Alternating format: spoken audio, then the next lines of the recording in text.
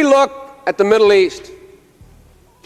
I think it's about time we stop, those of us who support, as most of us do, Israel in this body, for apologizing for our support for Israel. There's no apology to be made. None. It is the best $3 billion investment we make. Were there not an Israel, the United States of America would have to invent an Israel to protect her interest in the region. The United States would have to go out and invent an Israel.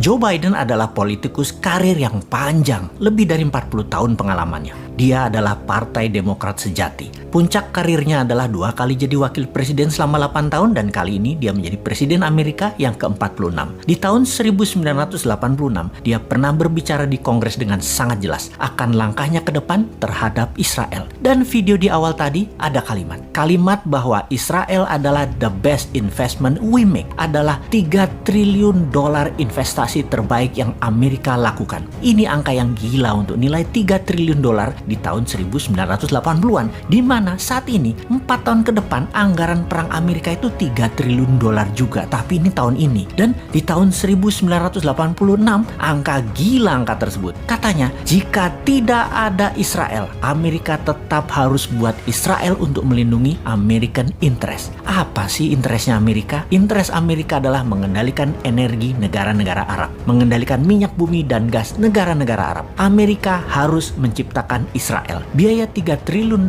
atau 3.000 billion atau kalau APBN Indonesia saat ini 150 billion membangun Israel yang hanya sebesar Pulau Madura, investasinya 20 kali APBN Indonesia sekarang ini. Ini anggaran mulai di tahun 1980-an. Semua ini adalah bagian dari petrodolar Amerika yang melepas jaminan emas sebagai underlying cetak dolar. Menjadi underlyingnya oil atau minyak di Timur Tengah, negara Israel, industrial military complex, dan hutang negara pihak ketiga. Ini semua terjadi di zaman Nixon di tahun 1971. Setelah momen inilah Amerika menjadi negara superpower dengan menciptakan common enemy atau musuh bersama adalah USSR atau Soviet dengan komunisnya yang biasa disebut Blok Timur. Di tahun 1989 diawali dari Afghanistan yang tentara mujahidinnya adalah ciptaan Amerika, mengalahkan Soviet keluar dari Afghanistan, menjadikan Amerika berkuasa atas energi di Timur Tengah secara komplit hingga batasan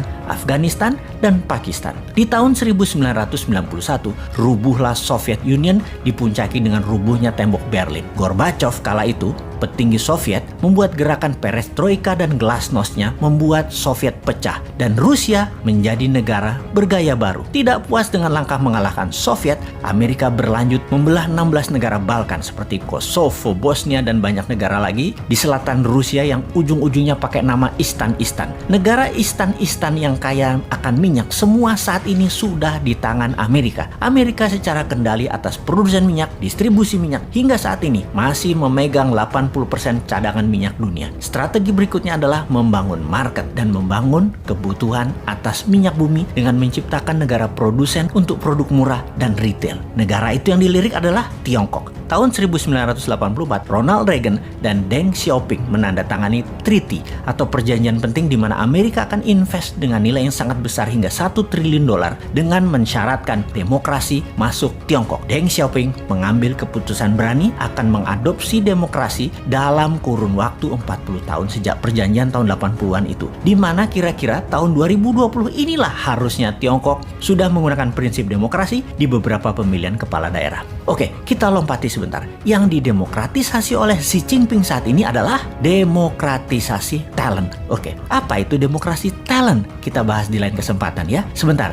kita kembali ke serangan tidak berperi kemanusiaan di ujung Ramadan dari pasukan Israel yang sejauh ini Amerika menganggap tidak masalah, di mana seluruh dunia tidak perlu beragama Islam untuk mengatakan apa yang Israel lakukan terhadap jamaah di Masjid Al-Aqsa adalah tindakan inhumanity atau tindakan biadab, tidak berperi kemanusiaan. Kita, kaum Newman menentang semua tindakan tidak berperi kemanusiaan tersebut dan melawan. Bagi kaum Newman yang sebel adalah tembakan-tembakan setelah kejadian penyerangan yang terjadi antara pasukan Hamas dan Israel. Ternyata keduanya memakai mesin perang senjata Amerika. Rudalnya, RPG-nya, roketnya, bedilnya, anti rudalnya. Diperkirakan sehari biaya perang Israel-Palestina bedil-bedilan saat ini nilainya sudah mencapai 1 billion atau 1,5 triliun rupiah. Sudah hampir 2 minggu. Amerika, Rusia, Israel, dan Afrika Selatan, 4 negara utama inilah penyuplai perang 2 minggu selama ini yang terjadi di Yerusalem dan di permukiman penduduk sipil Israel Palestina. Bagi globalis, ini business as usual. Membunuh manusia untuk dagang, hal itu biasa bagi globalis. Termasuk serangan COVID babak kedua dimulai dari India.